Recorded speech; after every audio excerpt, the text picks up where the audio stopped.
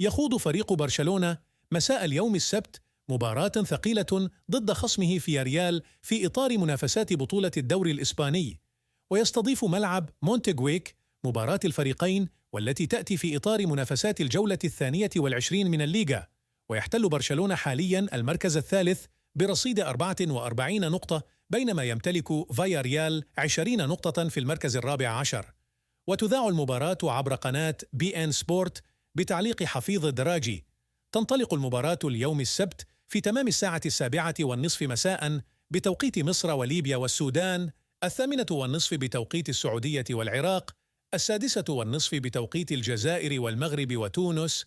ويسعى برشلونة إلى مصالحة جماهيره بعد الخروج من كأس ملك إسبانيا مساء الأربعاء الماضي عقب الخسارة ب4 أهداف مقابل هدفين أمام أتلتيك بلباو في دور ربع النهائي.